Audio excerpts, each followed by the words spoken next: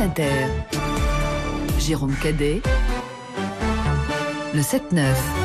Bonjour Nathalie Arthaud. Bonjour. Et bienvenue. Avec Yael Gauze, ce matin, nous menons le 5e des 12 grands entretiens, des 12 candidats qui vont nous mener au premier tour de l'élection présidentielle. Je redonne le déroulé de ce grand entretien, même si vous commencez à connaître la maison. D'abord, quelques questions sans filtre, puis 10 minutes consacrées à votre programme et à l'actualité. Ensuite, vous, les auditeurs de France Inter, vous avez largement la parole pour interroger Nathalie Arthaud directement. Appelez-nous 01 45 24 7000 pour toutes vos questions. Vous nous appelez dès maintenant. Vous pouvez également interpeller la candidate via les réseaux sociaux et l'application France Inter. Et puis nous terminerons par quelques questions plus personnelles. Nathalie Arthaud, vous êtes la candidate de Lutte ouvrière. C'est votre 3e candidature. Vous aviez recueilli moins d'1% des suffrages en 2012 et 2017. J'ai lu sur le site de Lutte ouvrière, je cite, « Avec leur bulletin de vote, les opprimés n'ont finalement le droit, pour reprendre une expression de Lénine, que de choisir ceux qui participeront à leur oppression au cours des années suivantes. » Ce qui amène cette question, au fond, est-ce que vous croyez à la démocratie, à l'élection, à la confrontation des idées, au fait de convaincre des citoyens et au final de changer les choses par la loi et par l'action publique ? Je crois bien sûr en la démocratie, bien sûr. Et vous savez, quand il y a des grèves, des mouvements sociaux, la démocratie, là, est une démocratie de tous les instants, une démocratie active, justement. Et le vote. Et notamment le vote dans les assemblées générales, etc. Mais ce que je pense, c'est qu'en effet, dans ces élections, et dans cette élection présidentielle, on nous demande de voter pour les sous-fifres. Voilà, pour les sous-fifres. En réalité, les véritables commanditaires de la politique qui s'appliquera demain ne sont pas aujourd'hui ceux qui se présentent donc comme la démocratie candidats. directe, oui, représentative, non, si on vous suit.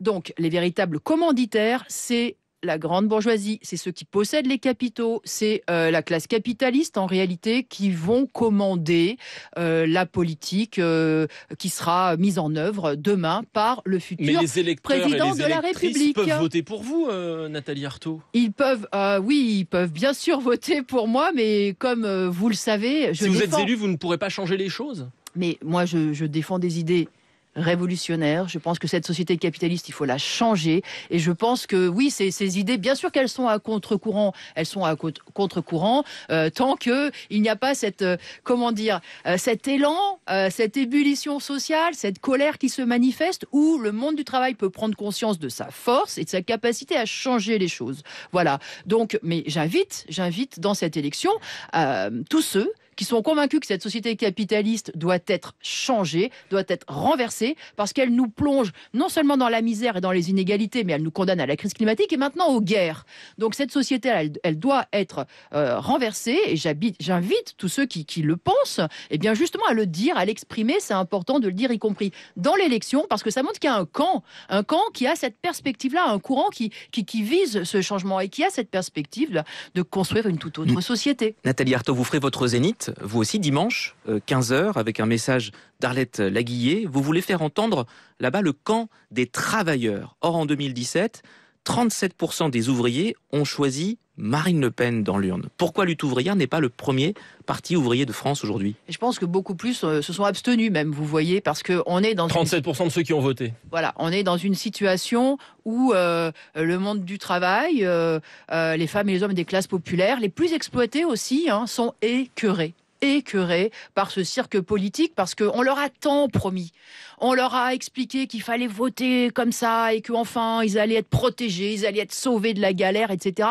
Et ça, ils se sont rendus compte que ce n'était pas vrai et qu'ils se retrouvaient tout seuls avec leurs problèmes. Donc, c'est ce qui explique que l'électorat ouvrier qui votait pour le Parti communiste ou pour le Parti socialiste, fut un temps, ça n'a jamais été Lutte ouvrière. Encore une fois, on a un courant communiste révolutionnaire qui est minoritaire depuis fort longtemps. Mais cet électorat qui votait pour la gauche, a disparu parce qu'il a été écœuré précisément par cette gauche au pouvoir. Et pourquoi vous dites que ces travailleurs qui votent Le Pen se trompent ? Pourquoi vous dites qu'ils se trompent ? Écœurés et déboussolés, en effet, au point de voter pour une candidate, mais qui a toujours défendu l'ordre social, qui a toujours défendu la propriété privée capitaliste, et Écoutez, Marine Le Pen, par exemple, elle est absolument pour les brevets sur les vaccins. Vous voyez, la propriété privée capitaliste, l'exploitation, ça ne la dérange pas. Et sa politique, elle consiste en quoi? À diviser le monde du travail, à dresser des travailleurs contre les autres, hein, en stigmatisant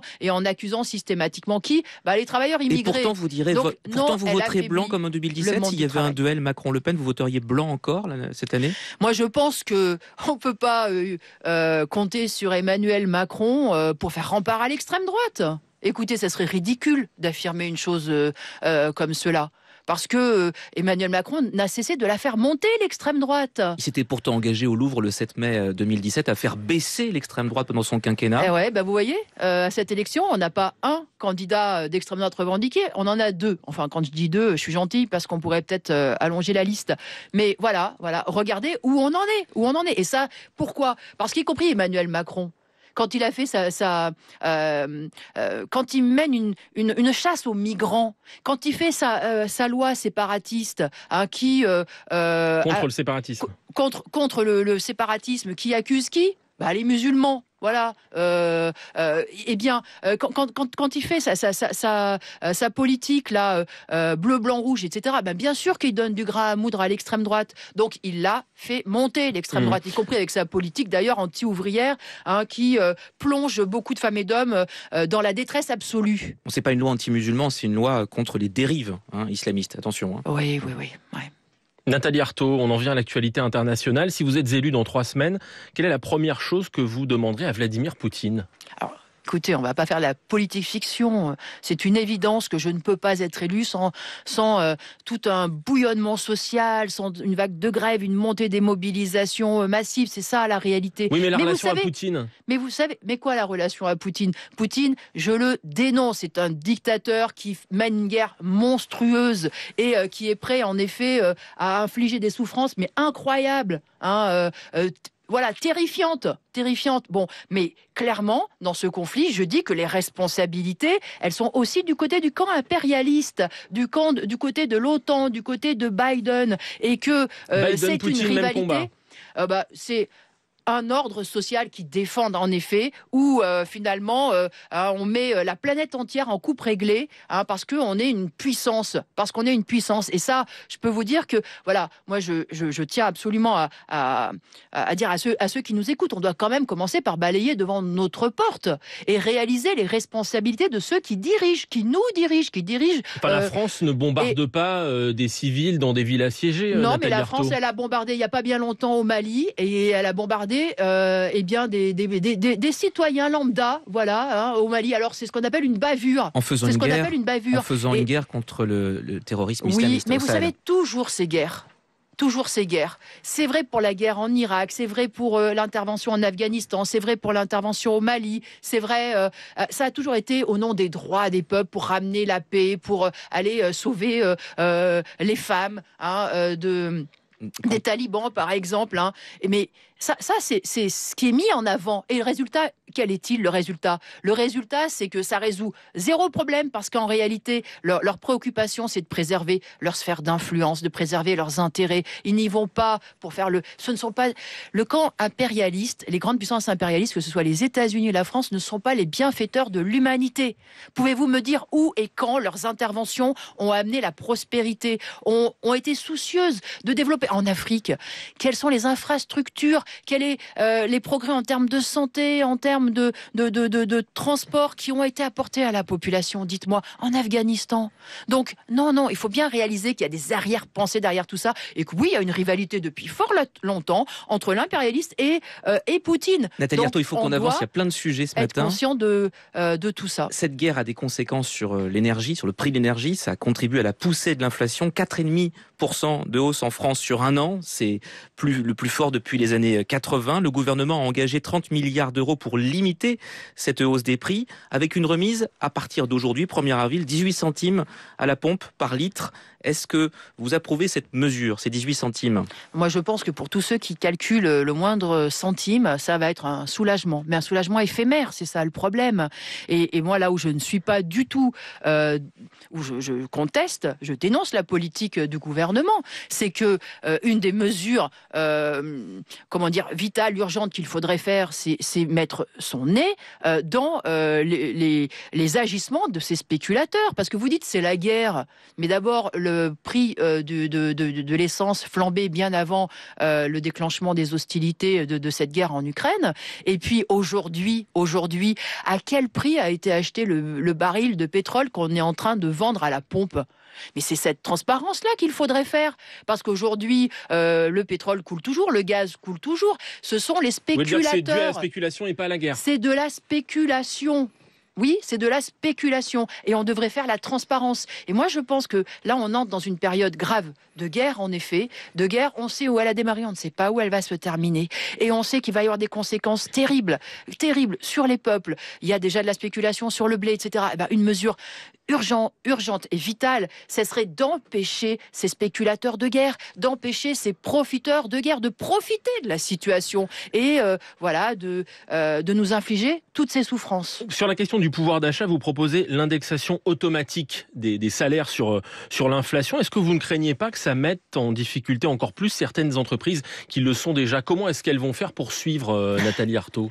Mais ça met en difficulté des millions de femmes et d'hommes qui travaillent dur. Ça met en difficulté des millions de retraités qui ont passé leur vie au boulot et qui en sont à quoi aujourd'hui ? Si les entreprises ferment, ils seront encore plus en difficulté. Mais comment ça, qu'une entreprise ferme ? Mais d'où vous avez vu que les entreprises étaient en difficulté et fermées ? Vous avez bien entendu le gouvernement, il est très fier de son bilan en matière économique. Écoutez, les profits ont explosé, c'est la croissance, c'est des dividendes à tout va, c'est les cours boursiers en folie. Nathalie Arthaud, vous êtes prof d'économie. Ne vous inquiétez vous êtes pas une pour les grandes entreprises. Il n'y a pas que les grandes entreprises, Nathalie Arthaud. Non, il n'y a pas que les grandes entreprises. Mais à partir du moment où ceux qui font l'économie sont en train de prospérer, où on voit ces milliards accumulés, écoutez, Madame Arthaud, dit que... Alors si, Thomas Piketty, il a dit que les grandes fortunes avaient été passées de 200 à 800 milliards. Vous savez que Bernard Arnault, il encaisse 2 SMIC à la minute. De l'argent, il y en a dans cette société, et en particulier dans les grandes entreprises. Madame Arthaud, vous êtes prof d'économie au lycée Le Corbusier à Aubervilliers. Vous avez déjà entendu parler de spirale inflationniste depuis Jacques Delors, 1983, je crois. On ne fait plus d'indexation des salaires sur l'inflation. Pour une bonne raison ou pour une mauvaise raison ? Pour une mauvaise raison, c'est pour appauvrir précisément tous ceux qui n'ont que leur salaire et leur pension de retraite pour vivre.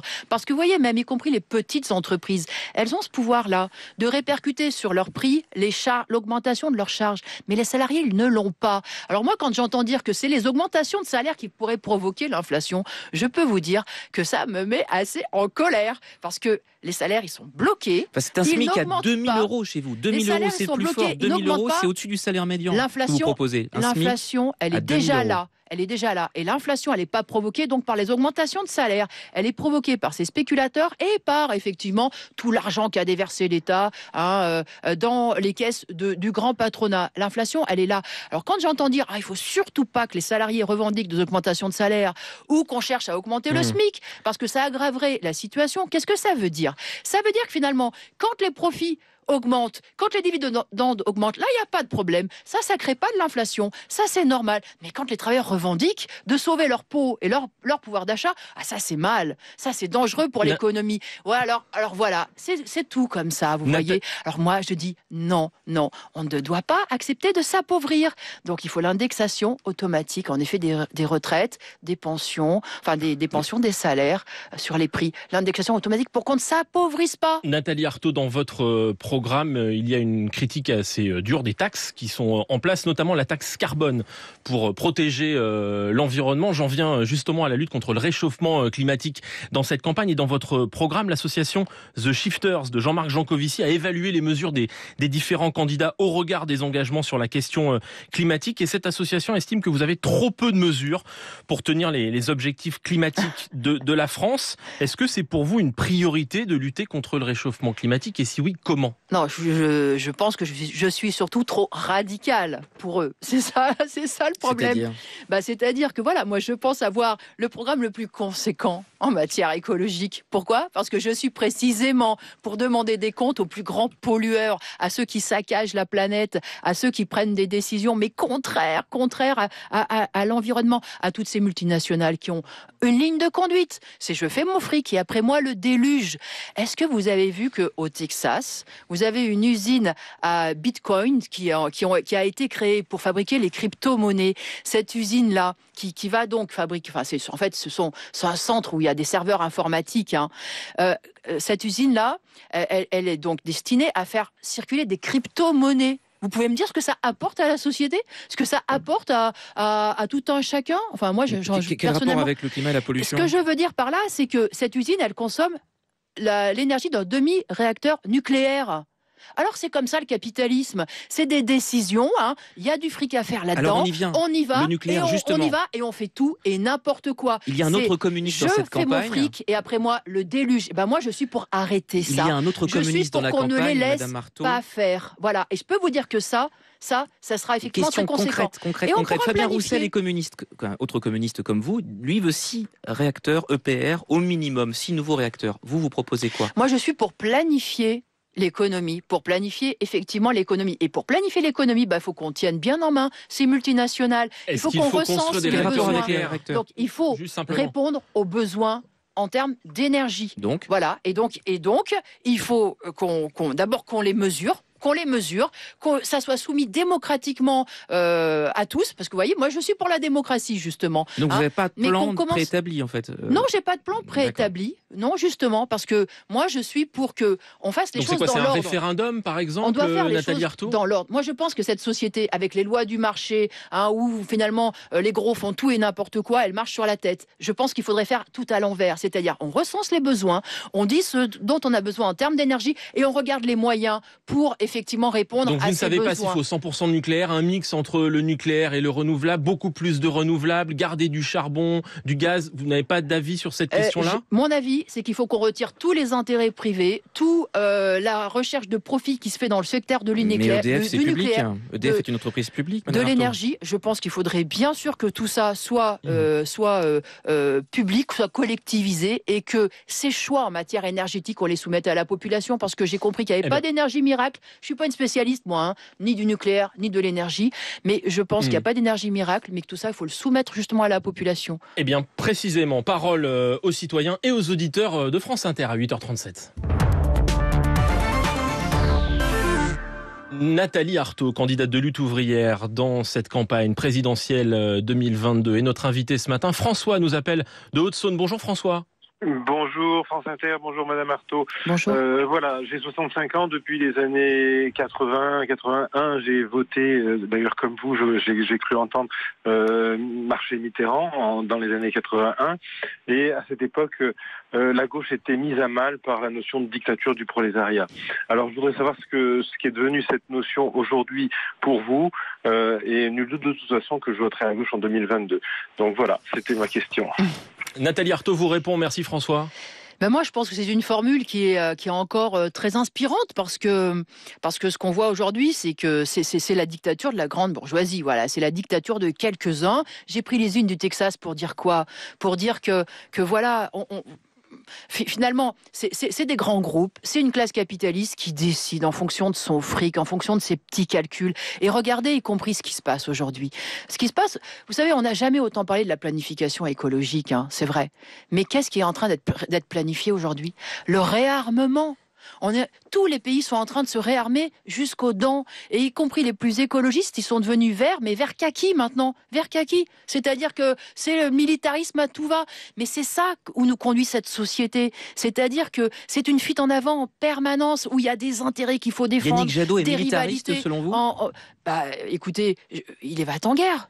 Il est va-t-en-guerre. Moi, il y a quand même, fut un temps dans les années 80, les écologistes, ils étaient au moins antimilitaristes, non ? Bon, là, on y va, on va à la guerre. Avec vous, on ferme les usines d'armement. Avec vous, on ferme les usines d'armement en France. Avec moi. Donc casse sociale aussi. Non, mais je vous pose la question. Avec moi.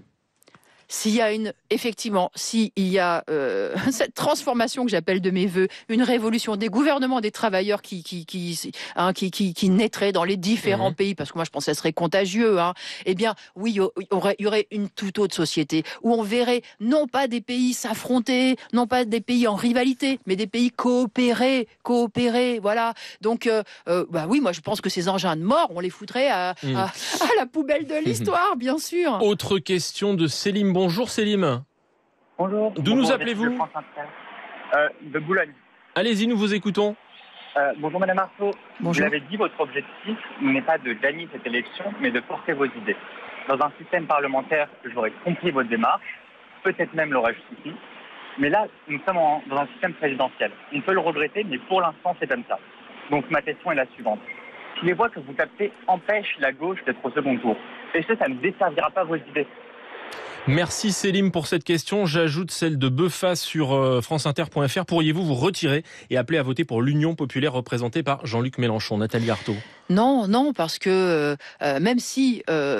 dans un certain nombre de dénonciations, ce que Jean-Luc Mélenchon dit, je pourrais le dire, mais clairement, moi, je pense que là, il faut absolument défendre cette perspective que la société capitaliste, elle peut pas tourner rond, c'est pas vrai.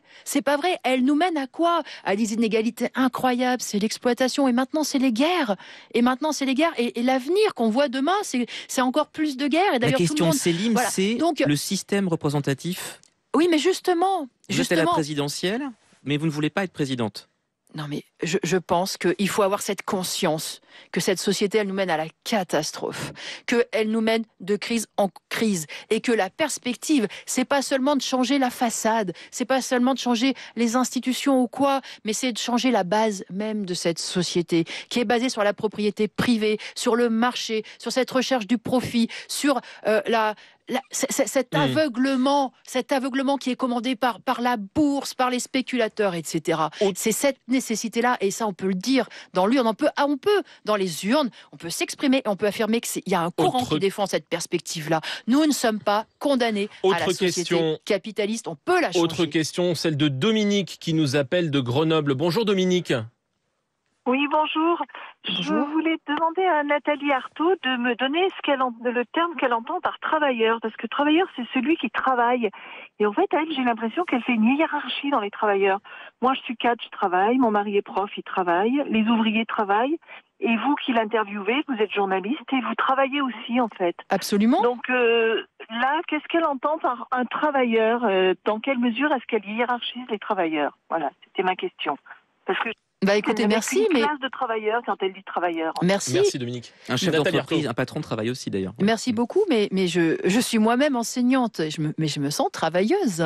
Donc non, pour moi, c'est le monde du travail. D'ailleurs, je fais campagne au nom du camp des travailleurs, c'est-à-dire en effet tous ceux qui doivent gagner leur vie et qui sont dépendants d'un patron, d'un employeur. Le patron, ça travaille pas. Évidemment, et attention. Madame Arthaud, le patron, ça travaille pas. Est-ce que je peux je viendrai à votre question, mais je tiens aussi à dire que c'est tous ceux qui galèrent entre petits boulots, période de chômage, c'est tous ceux qui sont condamnés d'ailleurs au chômage, c'est tous ceux qui sont en invalidité, ce sont les retraités pour moi, ce sont les jeunes des classes populaires qui, pour faire leurs études, qui doivent aussi travailler. Donc c'est l'ensemble du monde du travail, c'est tous ceux qui vivent en effet de leur travail, qui n'exploitent personne. Donc je ne fais pas de hiérarchie, et j'espère que tous ceux qui réalisent que justement les difficultés du quotidien à vivre aujourd'hui, qui sont confrontés à ça, réaliseront qu'ils font partie d'un seul et même camp. Voilà, alors en effet, les patrons, je les mets... Non, ceux qui vivent du travail des autres... Ils ne travaillent pas. Alors, ceux qui vivent du travail... Mais il y en a beaucoup qui ne travaillent pas, figurez-vous. Beaucoup qui font rien de... Il y en a aussi beaucoup qui travaillent, Nathalie Arthaud. PME, TPE qui font travailler des gens, qui donnent du travail grâce à leur activité. De petits patrons qui travaillent, et je pense qu'ils sont bien plus dans le camp des travailleurs que dans le camp de la classe capitaliste qui est purement parasite. Question de Mehdi qui nous appelle de Paris. Bonjour Mehdi. Oui, bonjour Nathalie Arthaud et cette belle équipe de France Inter. J'arrive pas à entendre le projet féministe, égalité femmes-hommes, lutte contre les violences faites aux femmes, le milliard demandé par les associations, l'écriture inclusive.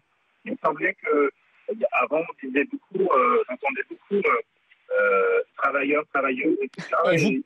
On vous perd un peu, Mehdi, mais on a compris la question. Nathalie Arthaud vous répond. Merci pour cette question, Mehdi. Je confirme, oui, je commence toujours par travailleuse, travailleur. Et oui, bien sûr que je soutiens cette idée que l'État il devrait faire plus et que le milliard, je soutiens à fond, bien sûr. Et nous, vous savez, ça a toujours été notre combat. Pourquoi on a choisi des porte-paroles femmes précisément pour faire cette démonstration que les femmes, elles avaient, elles pouvaient avoir les mêmes responsabilités. Nathalie Arthaud, vous avez osé le féminisme qui a fait un classement de tous les programmes de tous les candidats en matière justement de lutte féministe. Vous êtes parmi les derniers avec Marine Le Pen et Éric Zemmour, presque classés chez les misogynes. Pourquoi alors ? Ouais, ça m'a fait beaucoup rire. Alors pourquoi ? Beaucoup rire, parce que quand on calcule, quand on mesure le féminisme à la tonne de promesses électorales, c'est que vraiment on est tombé bien ils ont bas. cherché les mesures contre les violences sexistes et sexuelles, ils n'ont pas trouvé. Mais les mesures contre les violences sexistes, écoutez, nous défendons toutes les mesures que peuvent mettre en avant les associations. Mais vous voyez, y compris